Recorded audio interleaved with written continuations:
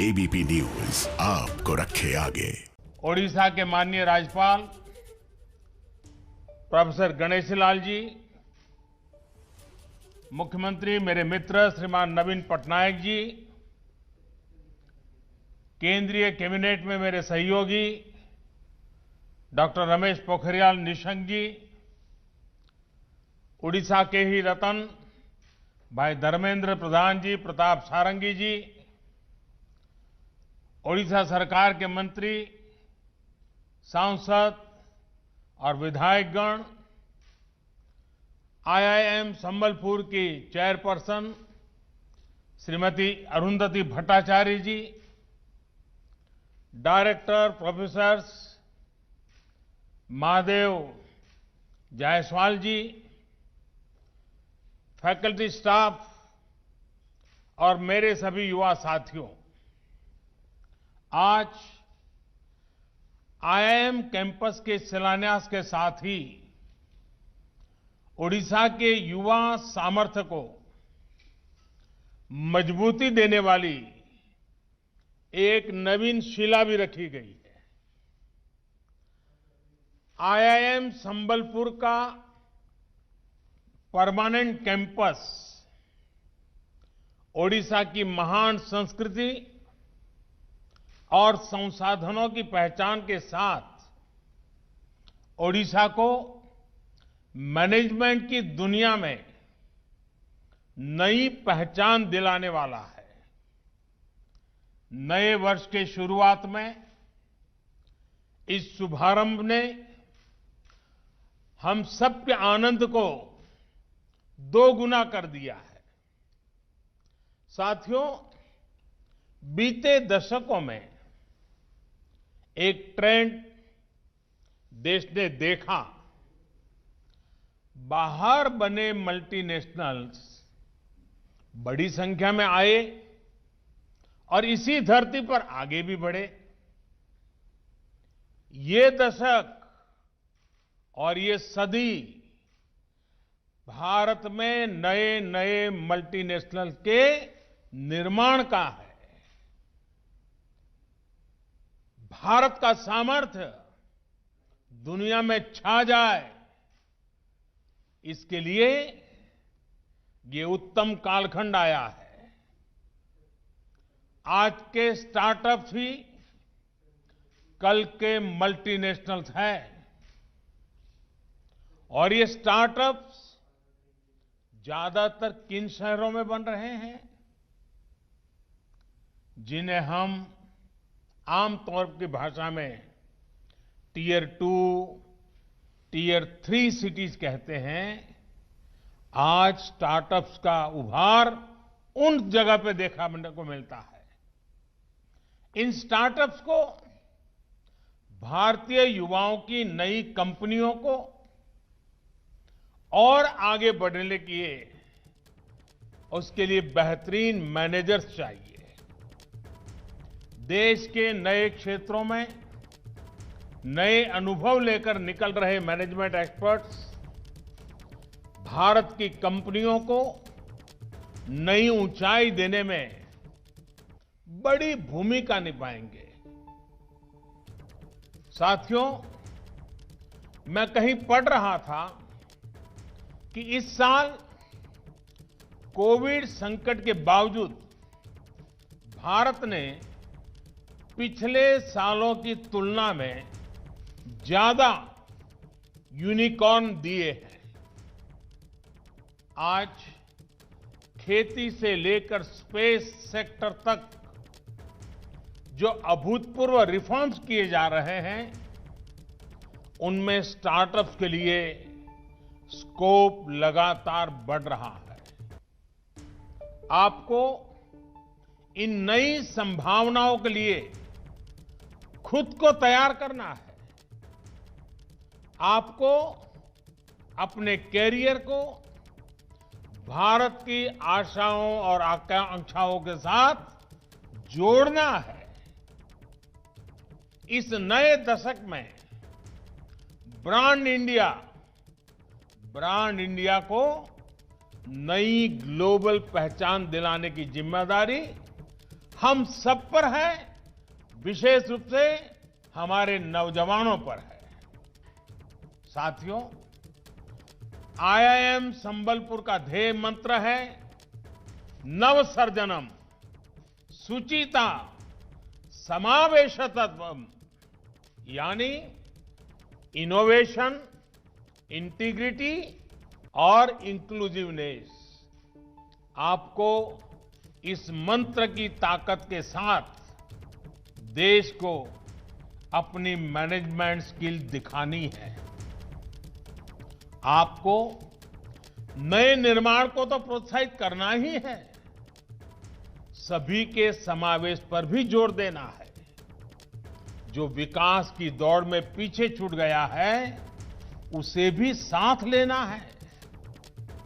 जिस जगह पर आईआईएम का परमानेंट कैंपस बन रहा है, वहां पहले से मेडिकल यूनिवर्सिटी है, इंजीनियरिंग यूनिवर्सिटी है, 3 और यूनिवर्सिटीज है, सैनिक स्कूल भी है, सीआरपीएफ और पुलिस के लिए ट्रेनिंग इंस्टीट्यूट भी है।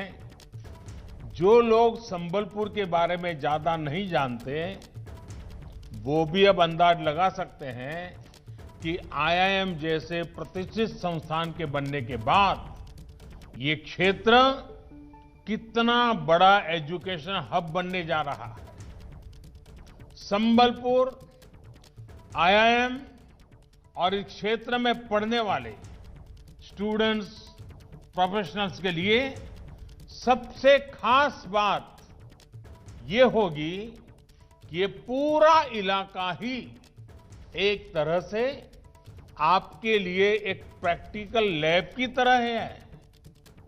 ये जगह प्राकृतिक रूप से इतनी भव्य है। ओडिशा का गौरव हीराकुंड बांध आपसे कोई ज्यादा दूर नहीं है। बांध के पास देवरीगढ़ सेंचुरी अपने आप में खास तो है ही, इसके बीच में वो पुण्य स्थान भी है जिसे वीर सुरेंद्र साईं जी ने अपना बेस बनाया था। इस एरिया के टूरिज्म पोटेंशियल को और बढ़ाने के लिए यहां के स्टूडेंट्स के आइडियाज और मैनेजरियल स्किल बहुत काम आ सकते हैं। ऐसे ही संबलपुरी टेक्सटाइल भी देश विदेश में मशहूर है। बांदा इक्कत फैब्रिक, उसका यूनिक पैटर्न, डिजाइन और टेक्सचर बहुत ही खास है। इसी तरह इस क्षेत्र में हैंडीक्राफ्ट का इतना काम होता है। सिल्वर फिलिग्री, पत्थरों पर नक्काशी, लकड़ी का काम, ब्रास का काम, हमारे आदिवासी भाई बहन भी इसमें बहुत पारंगत है। आईआईएम के छात्र छात्राओं के लिए संबलपुर के लोकल को वोकल बनाना उनका एक अहम दायित्व है। साथियों, आप ये भी भलीभांति जानते हैं कि संबलपुर और उसके आसपास का इलाका अपनी मिनरल और माइनिंग स्ट्रेंथ के लिए भी जाना जाता है। हाई ग्रेड आयरन हो, बॉक्साइट, क्रोमाइट, मैंगनीज, कोल, लाइमस्टोन से लेकर गोल्ड, जेमस्टोन, डायमंड, यहां की प्राकृतिक संपदा को अनेक गुना बढ़ाते हैं।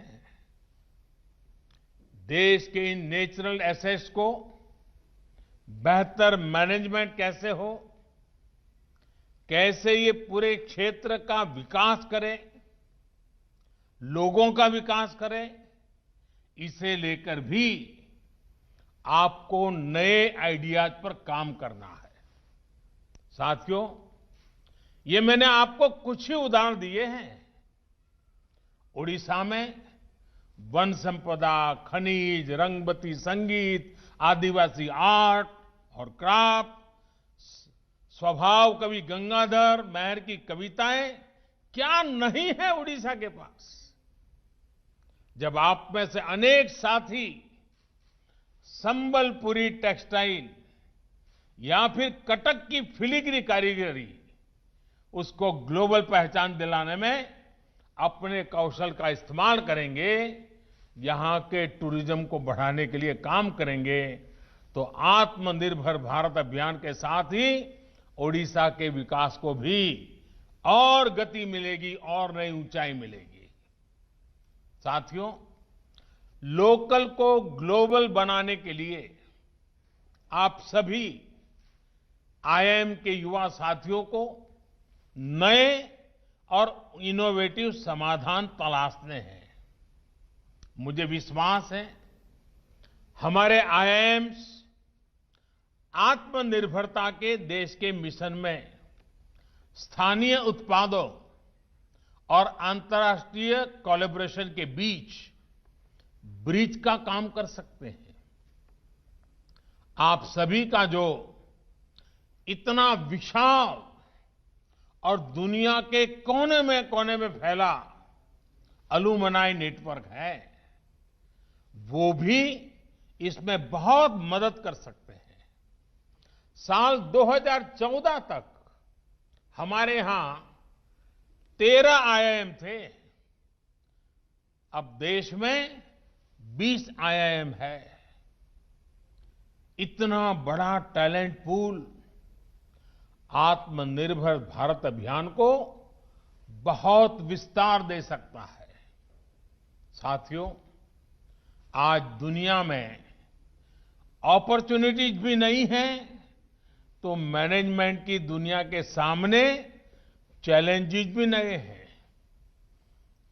इन चैलेंजेस को भी आपको समझना होगा। अब जैसे एडिटिव प्रिंटिंग या तो 3D प्रिंटिंग पूरी प्रोडक्शन इकोनॉमी को ही चेंज कर रही है। अभी आपने न्यूज में सुना होगा, पिछले महीने ही एक कंपनी ने चेन्नई के पास एक पूरी 2 मंजिला इमारत को ही 3D प्रिंट किया है। जब जब प्रोडक्शन के तरीके बदलेंगे तो लॉजिस्टिक्स और सप्लाई चेन से जुड़ी व्यवस्थाओं में भी बदलाव होगा। इसी तरह टेक्नोलॉजी आज हर जियोग्राफिकल लिमिटेशंस को दूर कर रही है। एयर कनेक्टिविटी ने 20वीं सदी के बिजनेस को सीमलेस बनाया, तो डिजिटल कनेक्टिविटी 21वीं सदी के बिजनेस को ट्रांसफॉर्म करने वाली है। वर्क फ्रॉम एनीवेयर के कंसेप्ट से पूरी दुनिया ग्लोबल विलेज से ग्लोबल वर्क प्लेस में बदल गई है। भारत ने भी इसके लिए हर जरूरी रिफॉर्म बीते कुछ महीनों में तेजी से किए हैं। हमारी कोशिश है कि हम ना सिर्फ समय के साथ चले, बल्कि समय के पहले चलने की भी कोशिश करें। साथियों, जैसे काम के तरीके बदल रहे हैं, वैसे ही मैनेजमेंट स्किल्स की डिमांड भी बदल रही है। अब टॉप डाउन या टॉप हैवी मैनेजमेंट के बजाय कोलैबोरेटिव, इनोवेटिव और ट्रांसफॉर्मेटिव मैनेजमेंट का समय है। ये कोलैबोरेशन अपनियों के साथियों के साथ जरूरी है ही, बॉट्स और एल्गोरिथम्स भी अब टीम मेंबर्स के रूप में आपके साथ है।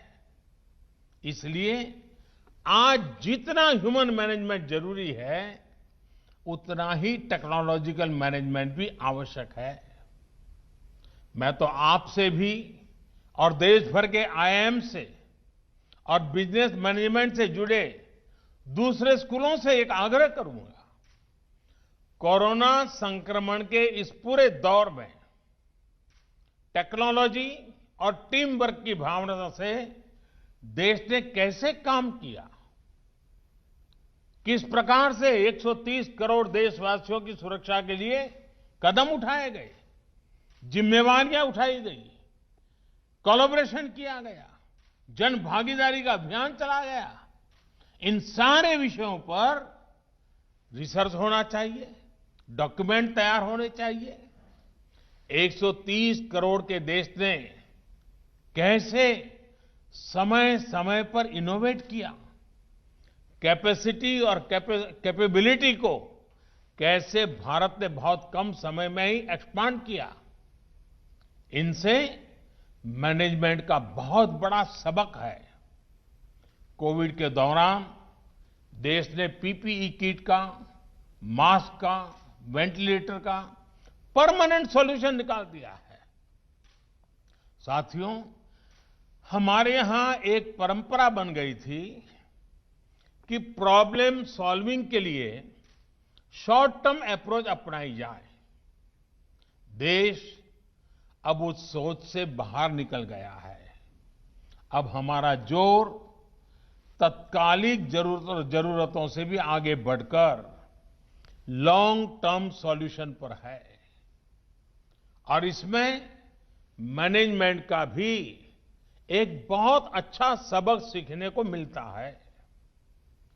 हमारे बीच में अरुंधति जी मौजूद है। देश में गरीबों के लिए जनधन खातों के लिए किस तरह की प्लानिंग हुई, किस तरह इंप्लीमेंटेशन हुआ, इसका मैनेजमेंट किया गया, इस पूरे प्रोसेस की तो वो भी गवा रही हैं, क्योंकि उस समय वो बैंक संभालती थी। जो गरीब कभी बैंक के दरवाजे तक नहीं जाता हो, ऐसे 40 करोड़ से ज्यादा गरीबों के बैंक अकाउंट खोलना इतना भी आसान नहीं है। और ये बातें मैं आपको इसलिए बता रहा हूं क्योंकि मैनेजमेंट का मतलब बड़ी बड़ी कंपनियां संभालना ही नहीं होता। सच्चे अर्थ में तो भारत जैसे देश के लिए मैनेजमेंट का मतलब जिंदगियां संभालना भी होता है। मैं आपको एक और उदाहरण देता हूं और ये इसलिए अहम है कि ओडिशा के ही संतान भाई धर्मेंद्र प्रधान जी की इसमें बड़ी भूमिका रही है। साथियों, हमारे देश में रसोई गैस आजादी के करीब करीब 10 साल बाद आ ही गई थी, लेकिन बाद के दशकों में रसोई गैस एक लग्जरी बन गई, रहीशी लोगों की प्रतिष्ठा बन गई। लोगों को एक गैस कनेक्शन के लिए इतने चक्कर लगाने पड़ते थे, इतने पापड़ बेलने पड़ते थे और फिर भी उन्हें गैस नहीं मिलती थी।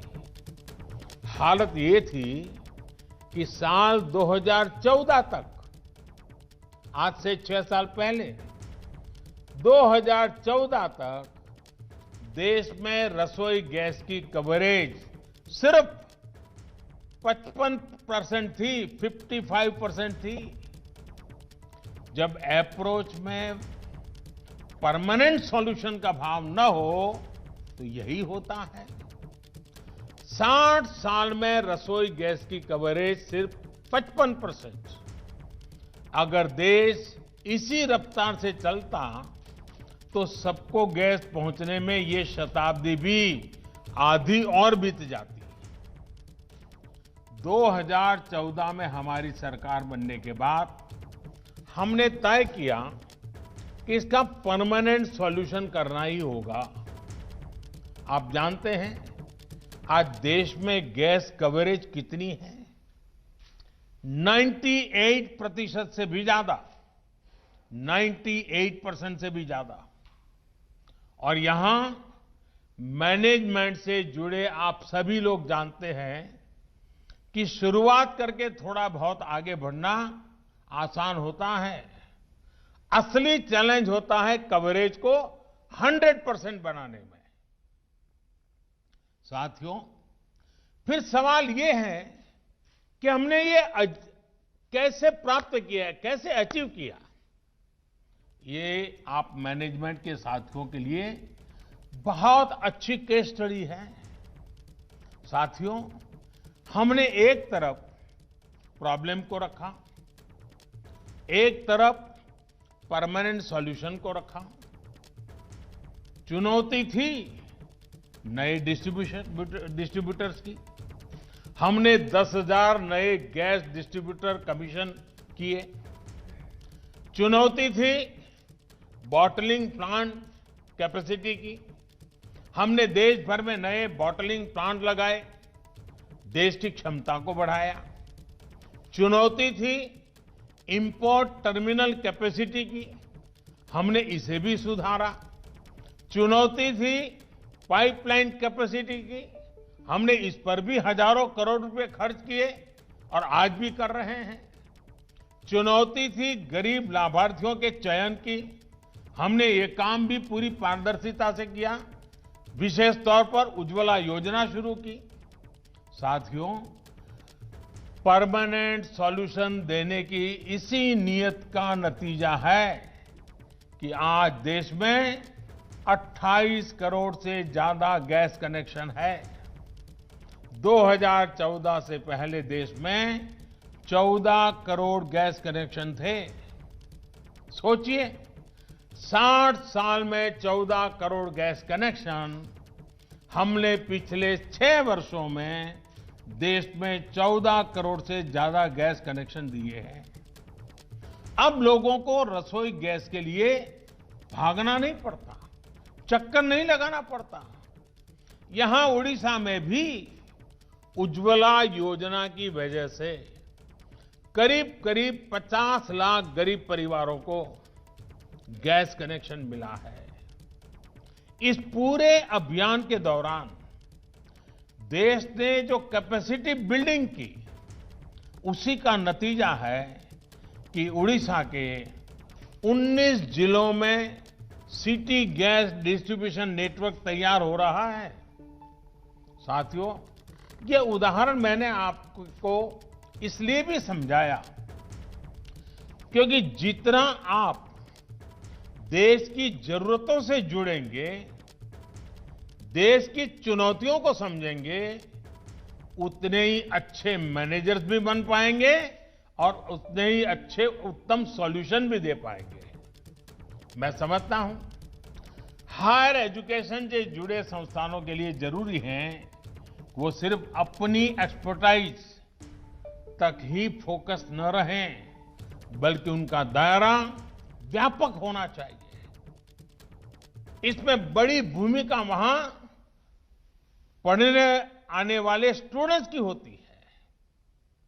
नई नेशनल एजुकेशन पॉलिसी में broad based, multidisciplinary, holistic approach पर बल दिया गया है। प्रोफेशनल एजुकेशन के समाज के साथ जो साइलोस आ जाते थे, उनको दूर करने का प्रयास किया जा रहा है। हम राष्ट्र के विकास के लिए हर किसी को मेन स्ट्रीम में, मुख्य धारा में लाना चाहते हैं। ये भी तो इंक्लूसिव नेचर ही है। मुझे भरोसा है आप इस विजन को पूरा करेंगे। आपके प्रयास, IIM संबलपुर के प्रयास आत्मनिर्भर भारत के अभियान को सिद्ध करेंगे। इन्हीं शुभकामनाओं के साथ आपण मान को बहुत बहुत धन्यवाद। नमस्कार।